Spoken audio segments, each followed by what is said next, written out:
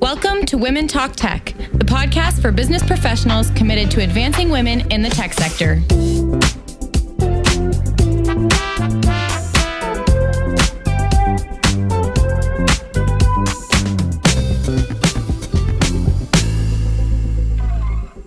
Hey everyone, welcome to another edition of Women Talk Tech. I'm your host, Marie Wiese, and today we're in the producer's corner with Bush and Maddie Yule, and we're doing a special edition of Women Talk Tech. But I'm going to toss it over to one of our co-producers, Maddie Yule, who's going to explain what we're going to talk about today. Maddie? Woo! Hello. We're really excited to be here. We were just talking about, as we were starting to record, that the three of us have not recorded an episode all together before. So this is groundbreaking stuff. It is groundbreaking to say the very least. Truly, truly groundbreaking. The other thing that's exciting about this episode is this will be coming out during the week of International Women's Day. So this is our special International Women's Day treat for our listeners. And today, better than a box of chocolates. We're talking about, it's better than a box of chocolates for sure. Better than flowers, better than anything.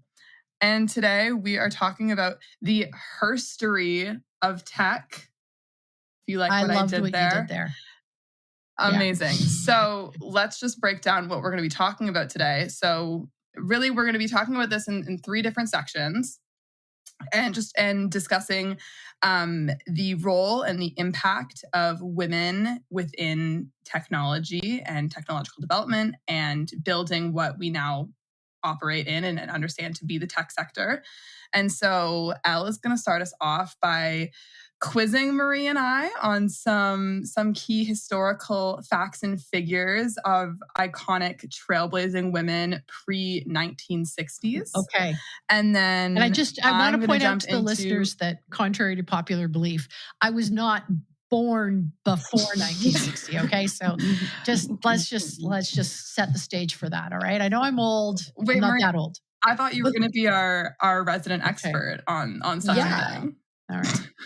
And then we're going to talk about the creation of the tech sector starting in the 1960s and going into the 90s. And then we're going to talk about kind of the 90s and 2000s to today and everything that we've seen happen with the internet and social media and AI and how that is impacting women. So without further ado, Elle, do you want to start us off here? Yeah. Are you ready to get quizzed? No. Okay. If I'm being honest, I didn't know about a lot of these names before I did the research. So although I have the power right now, I did it 24 hours ago. Starting off strong. Does anyone in this group know who Ada Lovelace is? Yes, but I don't know that I completely understand her background. And the only reason I'm saying yes is because Lovelace is such an interesting last name. It's a wonderful last name. She has a very cool name. Isn't she considered the founding mother? Is that what we would say? The founding mother of computer science? Yeah.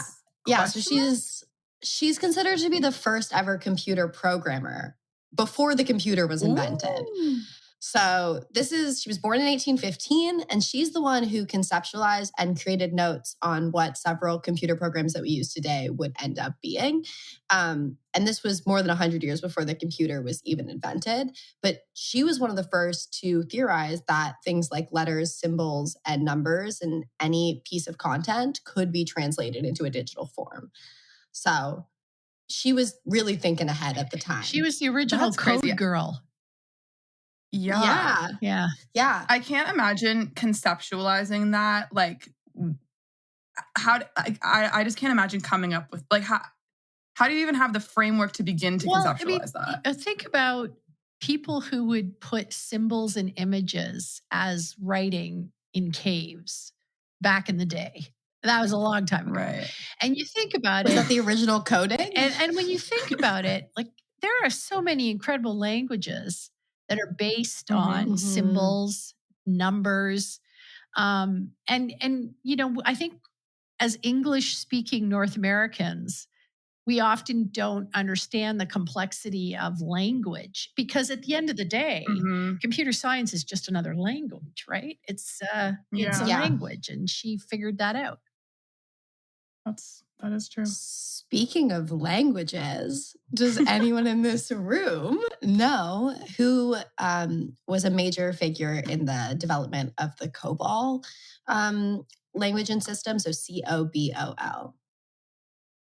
Okay, I'm going to just toss it out there because I think she's so friggin' fascinating. But was it Hedy Lamarr? It wasn't, but we are going to get to Hedy Lamarr. You're super close. Okay. Her name was Grace Hopper. She was in the U.S. Navy, and she was one of the first programmers on the Harvard Mark I computer. So she was right there in the middle of shaping machine-independent programming languages and the early development of digital computers.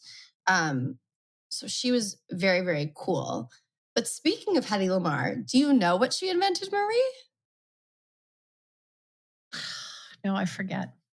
Maddie, help me out here. So, Maddie, do you know? Wait, I remember this. It was, oh my gosh. Was it the beginnings of like what would become GPS? Yeah, technology? It was. Yeah. Ooh. So she invented something called the frequency hopping spread spectrum technology. And it's essentially the foundation for modern wireless connection, including Wi-Fi, GPS, and Bluetooth. Oh, so and then she was also a movie star. She just decided to dip her toe into Hollywood and become a movie star. Yeah. She was amazing. Yeah. Pretty cool woman. She was, and you know what I remember from researching about her is that when she got like one of her first Hollywood job offers, they offered to pay her $125 a week. And she said no, and she refused it until they got her up to $500 a week. So also the queen of negotiating. Pay equity. The pay equity queen. Totally. Yeah. All right. Totally. Yeah, I didn't know that. I even have more respect for her than I did before. No, she's awesome. She was very fun to research. Another group who was very, very fun to research. Has anyone in this room seen the movie Hidden Figures? Yes. Can anyone name the main person that movie was based off of? No. All right, go, Maddie. Maddie, do you know? I have not seen the movie. I have not. Okay, so her name is Dorothy Johnson Vaughan. She worked for NASA. In 1949, she became the acting supervisor of West Area Computers, and she was the first African-American woman to supervise a group of staff at the Langley Research Center. So her work in computing and algorithms essentially like made the early space program what it is. She was integral. Didn't the actress who played her in the movie, didn't they win an Academy Award for the performance or were nominated? I think they got nominated. I'm not sure if they won that year, but they definitely were in the nomination list. Mm-hmm. Yeah. And there was a lot of women working in the early space program at the time because we also have someone like Katherine Johnson. So she was crucial to the success of the first U.S. crewed space flights, which was really cool. We also have NASA's first African-American female engineer who was Mary Jackson. So she was an aerospace engineer. And then another very interesting time for women in tech was World War II. So this is when the quizzing is going to start up again, because I want to know if anyone knows the name of the woman who worked on the Enigma machine codes that helped decrypt. Oh, no. No. But isn't that part of what the Bletchley Circle is based on? She was British, you're right? very close. Yes, she was. And she was a part of the Bletchley Circle. I forget her name. Names are escaping me. I'm old. I can't remember anything. Maddie, do you know? No, I don't. Okay. So that's I didn't study. You didn't study? Her name is Joan Clark. And she was huge for her contributions to the Allied war effort and the Enigma machine. And then we also have during this time more than four women. I can't count. We have Kathleen McNulty, McNulty, Betty Jean Jennings, Frances Billis, Elizabeth Snyder Holberton, and Marilyn Westcoff, and Ruth Licherman. Do you know what they are known as? It's a lot of names. Is it the ENIAC or ENIAC? Yeah. The ENIAC group? Yeah? Yeah. Those are the ENIAC girls. So the ENIAC was the world's first electronic general purpose computer, which was invented during World War II. And these were the girls that worked on it.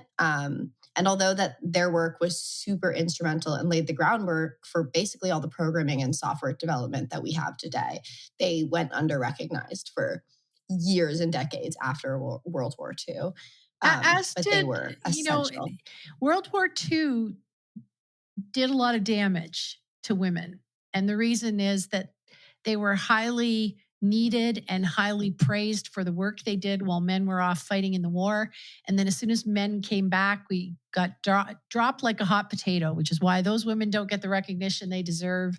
And so many other women just got told, go home and have babies. We don't need you anymore. Which gave, I think, women a taste of what post-war society was going to look like. And I think that really was, the time period then that people like Gloria Steinem were growing up saying, this is crap. This aggression will not stand. And I think that's what led to such a powerful movement in the 60s. Yeah. And it certainly led into kind of creating a culture in the 70s when the tech and the 60s when the tech industry was kind of starting to get its feet that excluded women.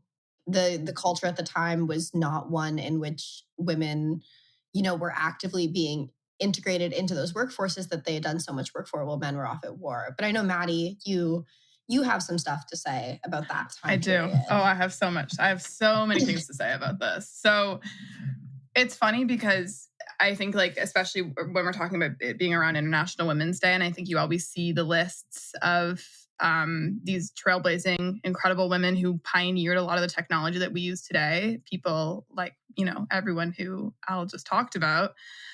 And we have all these people, but then we talk about the formation of the tech industry, and women were being profiled out of the industry in the 60s and the 70s. And Marie, I wanted to ask you, when you were growing up, what was your understanding of what the tech sector was? And then who did you see kind of flocking towards those jobs and that industry? And was there kind of a stereotype around who the profile of a tech worker was? And what did that look like? Absolutely there was. It was sort of viewed that if you wanted to go into tech, you needed to be, in engineering. You had to be as smart as an engineer, and you had to know things that from a math perspective. And even though, you see the decades of the 50s, the 60s, then the 70s, women were still being told you're not smart enough. They were still being told you're not good at math.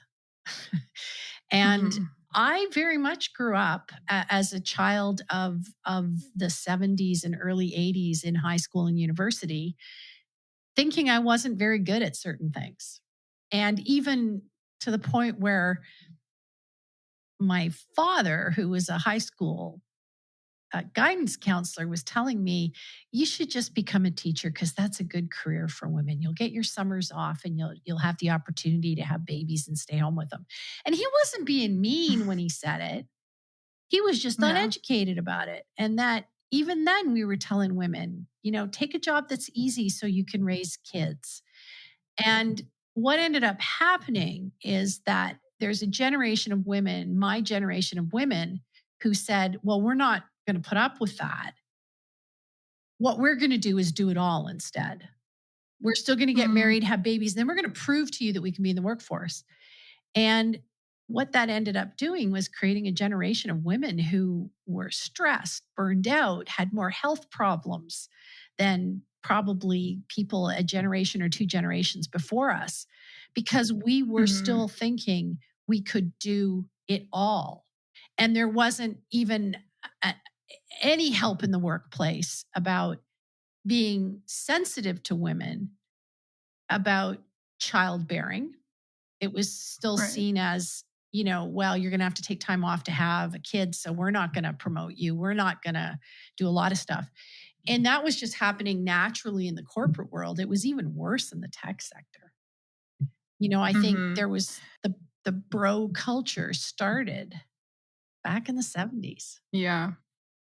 Yeah. And I think it's interesting what you're talking about, because I think a lot of the folks that we've had on the podcast that you've spoken to have that same feeling of when they're growing up, they didn't see tech as necessarily like a viable option because either it was very mysterious and very like cloak and dagger, and you didn't really know what was going on in the tech sector or what it all meant, or this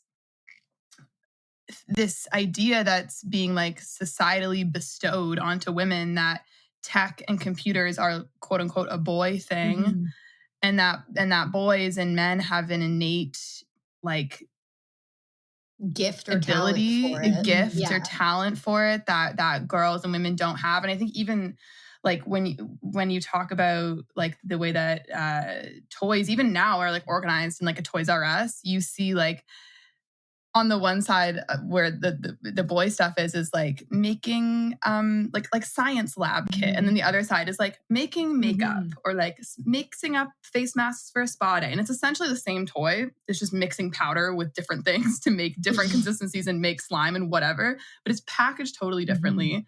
So we're still seeing that happening today. But I think I've been reading, and I know Marie, you've also been reading Emily Chang's book called Brotopia.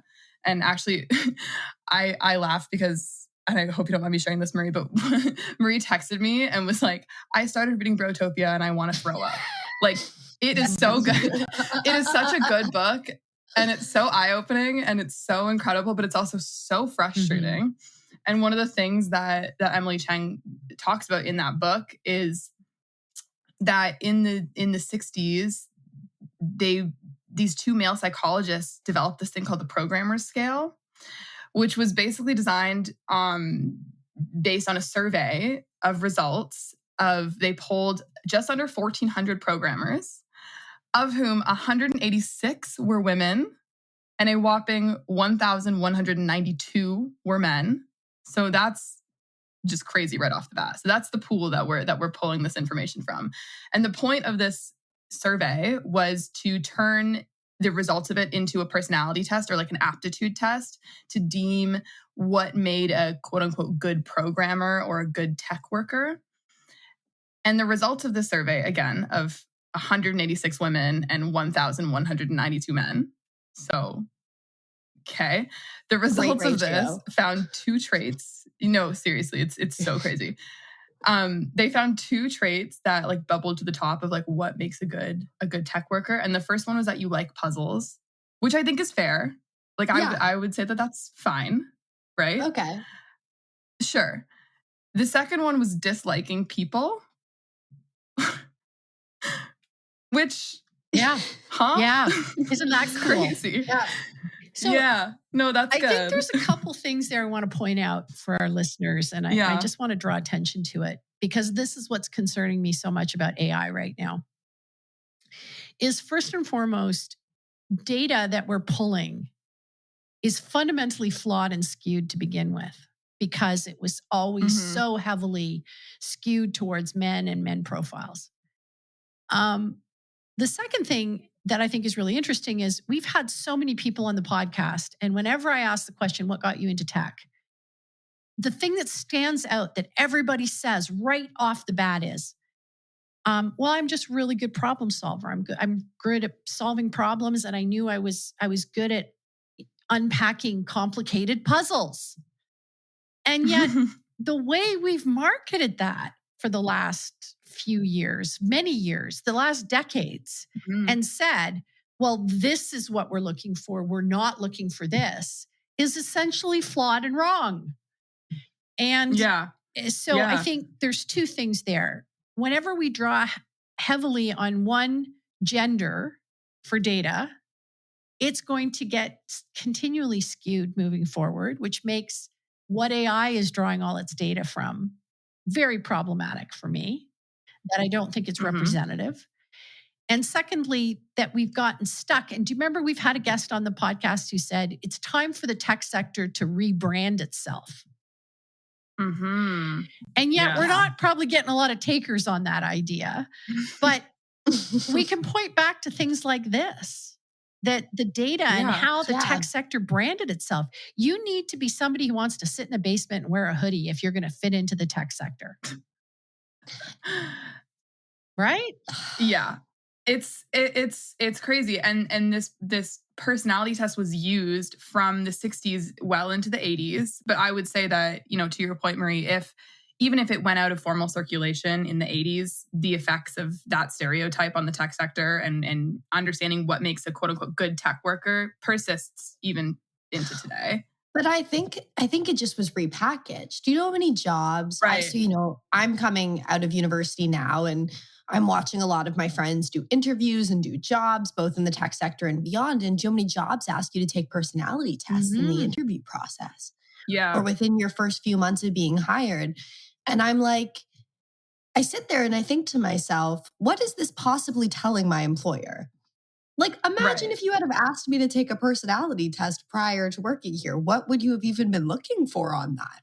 Like, it's mind-boggling to me that we're trying to profile people based on these pseudoscientific tests that were essentially created to put people into boxes to further oppress them. To keep women at arm's length out of the tech sector. Yeah. And then the thing too is that these results of this idea of disliking people, that is traits like being antisocial and egocentric and kind of neurotic are things that are only excused and oftentimes celebrated among boys and men and are societally and socially conditioned out of girls at a very young age.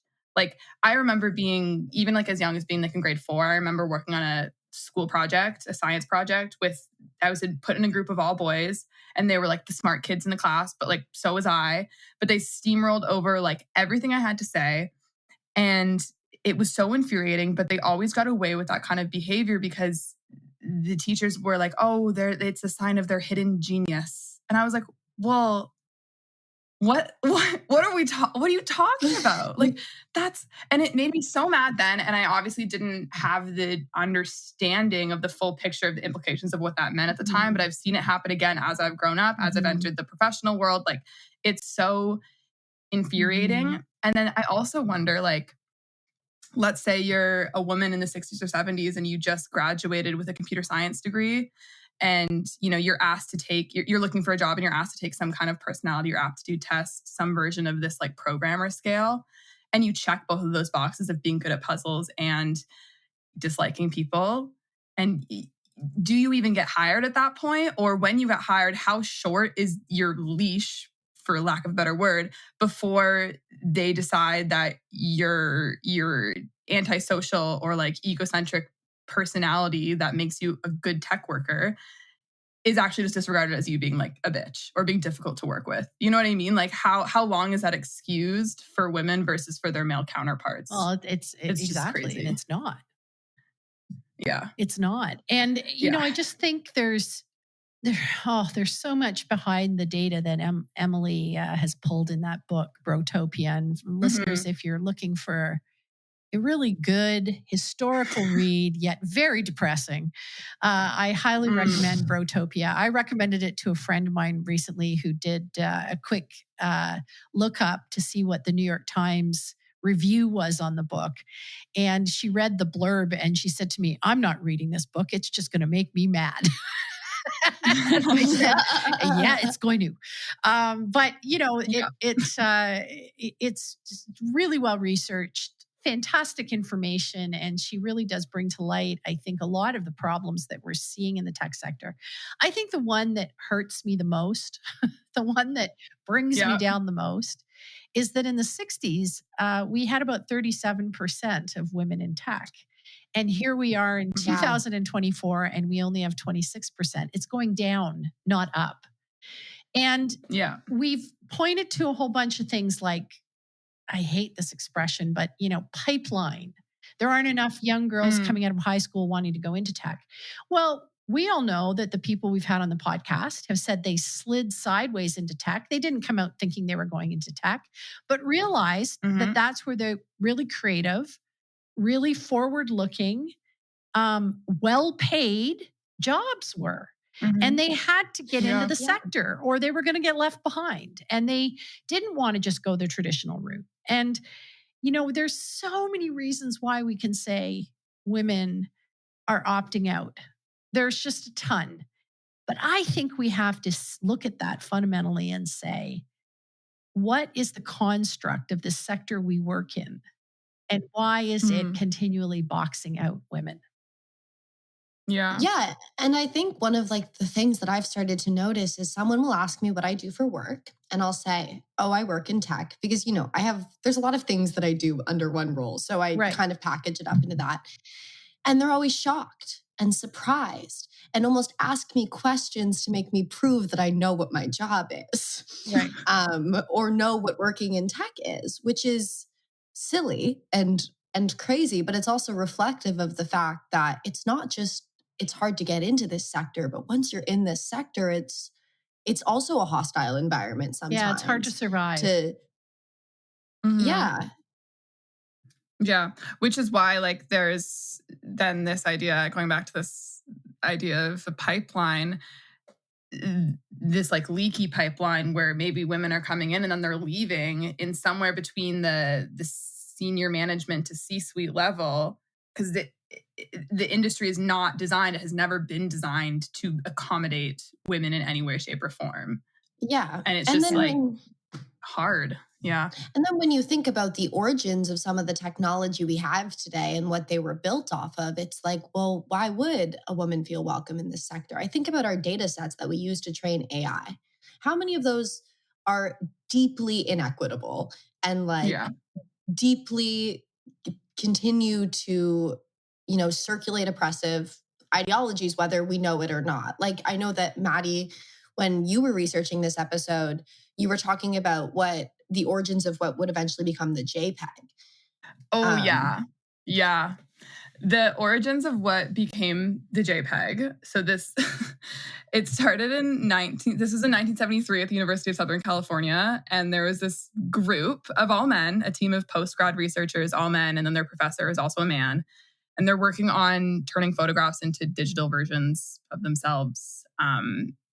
And the story goes that this group of men were looking for the perfect high quality image full of like detail and texture and color to test their algorithm.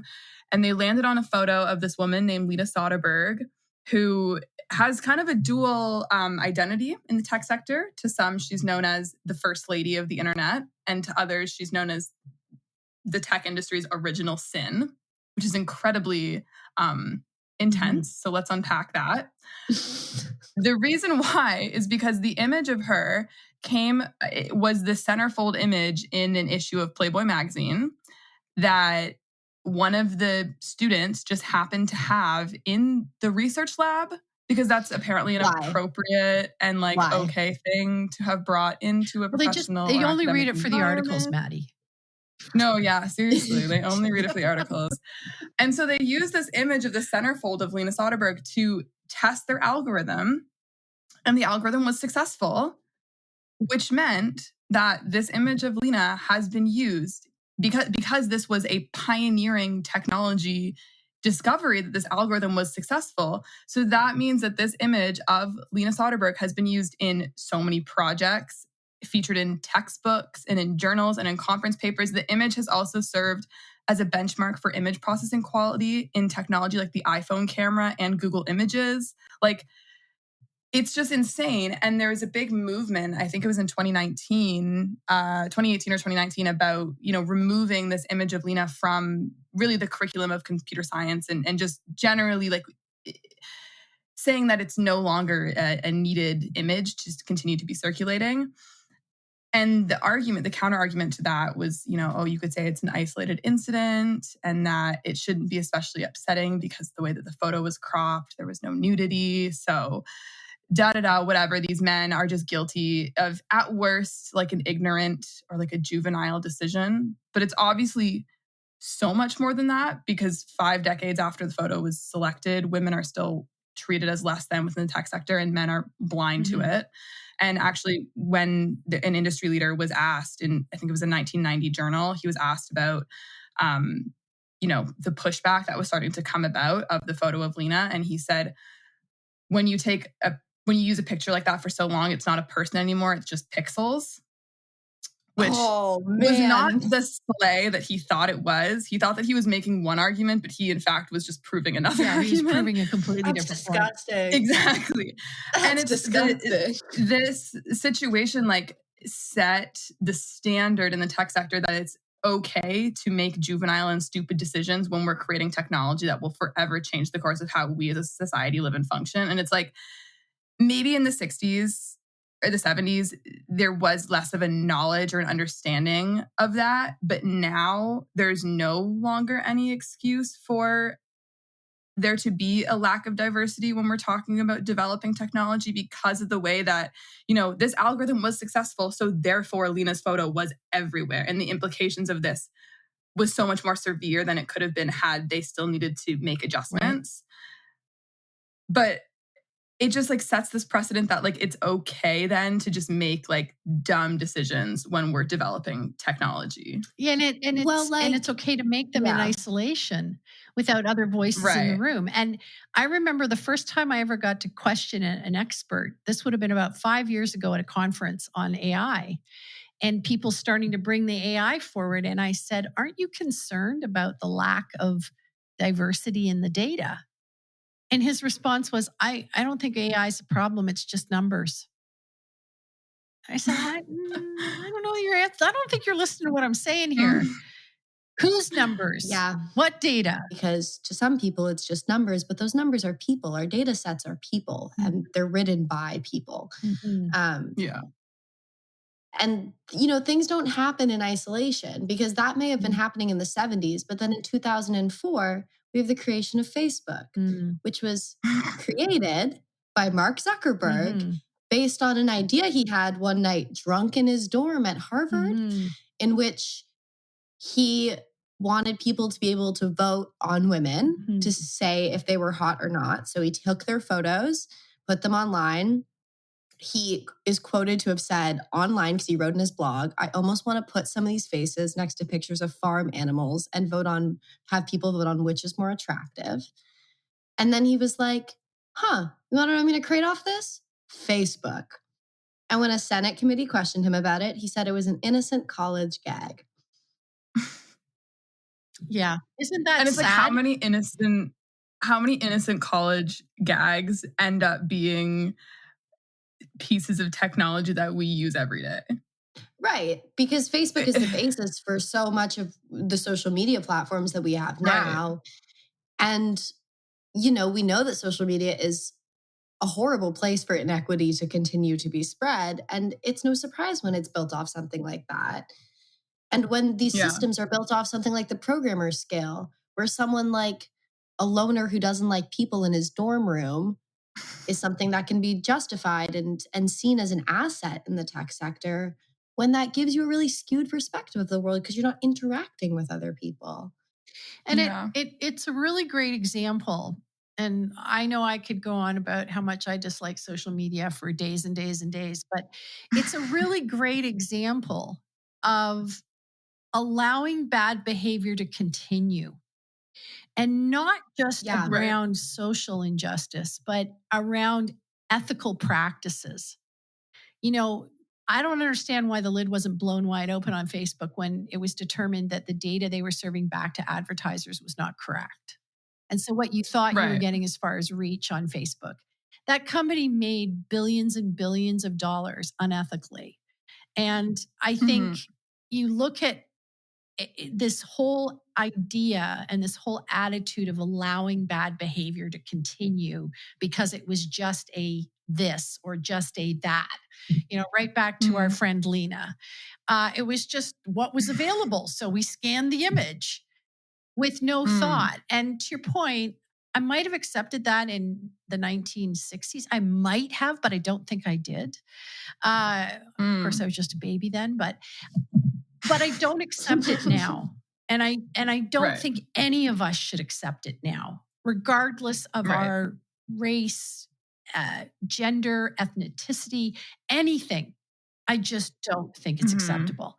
And I think that we continue to see these things evolve as if, well, this is just the way it's going to go, or this is just the way it is. And I come back to that idea of not just rebranding the tech sector, but, you know, I almost feel like it needs to get blown up and start over. Yeah. Yeah, because I think like with AI, we're standing on the border of something very exciting, but also incredibly scary. And I think that in some regards, like we have to embrace AI, and I think it's great for certain things. But when we look at the history of how many decisions were made in tech because and were unethical, I think it makes sense for people, women especially, to be a little bit nervous, especially. And I think that people don't like to talk about this, especially in a professional context when we're talking about AI. But when we're talking about developing images or videos or deep fakes, that coupled with what we know to be like this violent, like pornography culture on the internet is obviously going to disproportionately affect women and disproportionately affect women of color. And it makes sense to be a lot nervous, honestly, about it because of all the reasons that we just listed of allowing and accepting and chalking unethical and bad decisions up to, oh, it was just, you know, it was a one-off and an isolated incident that like exists in a vacuum, but it's like, it doesn't. It doesn't at all. And profiling women out of these spaces and gender minorities out of these spaces is also how this behavior continues because, you know, if people aren't holding people accountable and we don't have any representation of these people who deserve seats at this table, who need to have seats at this table. You know, when we celebrate something like International Women's Day, it's lovely to look at the progress we've made, but it's also really important to look at the progress we have to still make. That we haven't made. I couldn't agree with you more on that point. And, you know, I think about a CEO we interviewed a couple of years ago, and I remember we've only had a couple of men on the show.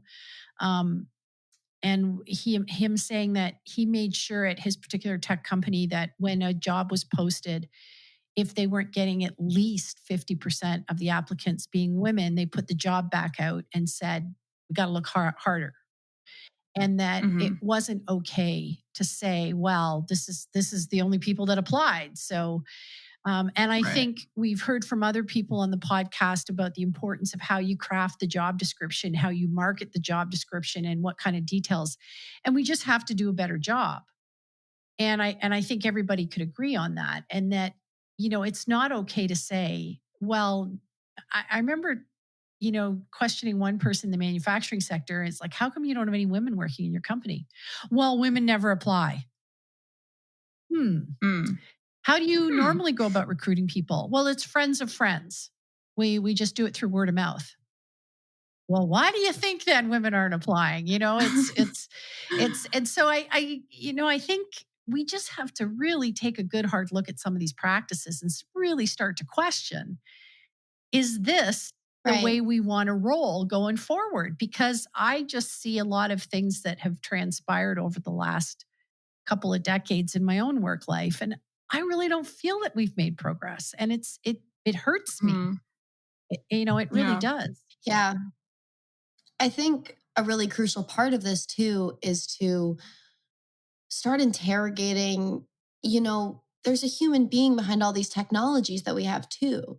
Jobs not showing up in women's LinkedIns is based on an algorithm that is based on, you know, all these ideas that we see because people make algorithms, you know? So it's really important that we also don't naturalize stuff like AI and just assume that it's like telling the truth or giving an unbiased output, because it's never going to. Algorithms are never going to be unbiased. ChatGPT is never going to give you an unbiased answer. And we need to interrogate that because it's only going to worsen the problem as well. Yeah, I agree. Yeah. One of the things that I think about is that the tech sector is relatively new. As we talked about it got its footing in the way that we see it today in the 60s and 70s. So it begs the question, why are we still at 26% women in the tech sector when older professions with much richer and deeper histories like medicine or law, or even like other like business operation accounting industries, accounting are reaching like something closer to an equal split of men and women in those sectors. And I just think that there's this idea that is not true, which is that sexism in the tech industry was inevitable and is inevitable because sexism anywhere is inevitable. And I just so wholeheartedly want to disagree with that. And I just don't think that you should let anyone tell you that that is the case, because the tech industry was started so much later than all of these other industries with these deep, deep, rich histories and traditions, that if those industries can start to reach and far exceed what the tech sector is getting to for gender parity, then there's no reason why an industry that was started like 5 decades ago with much more like modern and progressive understandings of what society looks like shouldn't also be able to do that. I studied what went on very closely, what went on in the medical profession as we brought more women doctors in. And I think the main difference is regulated versus deregulated industries. So in the industries that are regulated, like accounting, like medicine, like law, I think a lot of the associations associated with these professions lobbied very hard. Now, they did it for economic reasons because they knew that they needed a bigger pool of talent. And when you disclude 51% of the population, you're not going to really build your case, right? But in the tech sector, there's a couple of different variables at play here. Not only is it not regulated, and it seems like it's still the Wild West, but secondly, there's also the idea that a lot of people have started to realize societally that is going to cause a lot of problems, is that there's so much wealth in the hands of so few. And that, these cowboys got away with it, and they were cowboys. They were not cowgirls. They got away with it. And you're starting to see this disparity, particularly in markets like the US. And it's sad because it should be a lucrative sector that we can all participate in and be on the cutting edge and have a voice in. And I just don't think we do. And it's sad to watch, because I think it's descriptive of society in general right now. Right. And I feel sad. I feel like we're starting to wrap up, but I feel sad that our International Women's Day episode is a bit of a downer. Ugh, this sucks. So I want to leave it with a little bit of a more positive note. So Marie, I want to ask you, what advice would you give to women in 2024, or that to do from now until next International Women's Day to kind of, I don't know, work against everything that we've talked about here and I didn't know you were going to ask me that question, but I've actually been thinking about the answer to this question for a long time. Ooh, okay, fabulous. Ooh. And one of the things that's really struck me over all of the 150 episodes that we've done of the podcast is that when you ask people how they got into tech, there's always a conversation around their mother and father saying to them, well, you should do this, or they went into the family business, or they followed on what their parents did. So the advice that I would give men and women alike right now, between now and next International Women's Day, is if you have children who are in public school or in high school, if you are not having a conversation with them about the tech industry and about thoughts about how they might partake in the tech industry, particularly if they're young girls and young women, you're not doing any of us as a society a service. You have to have those conversations. And so even if you're a nurse and you know nothing about tech, or you might have opened you're an entrepreneur and you might have opened your own business years ago and you're expecting your kids to follow in your footsteps, do put it on the table. It's a simple enough thing to do. Yeah. If you're an aunt, if you're a grandmother, if you're a sister, if there are young people in your lives, talk to them about the importance about them having a voice in the tech sector. And I think it's an easy thing that we could all do. Yeah. And can I just say, as someone who's, about to dive headfirst into the workforce, and who was raised by someone who worked in the tech sector, my dad's in the tech sector, and it was always on the table for me at all times. I think this is a great place for creative and imaginative people as well. So don't, and we hear this all the time from our guests, just don't let somebody tell you that you're not sciencey enough or you're not good enough at math. I'm not good at math at all, and I work in the tech sector. Yeah. So yeah. I'm living proof. I was told there'd be no math on this assignment. I always say that.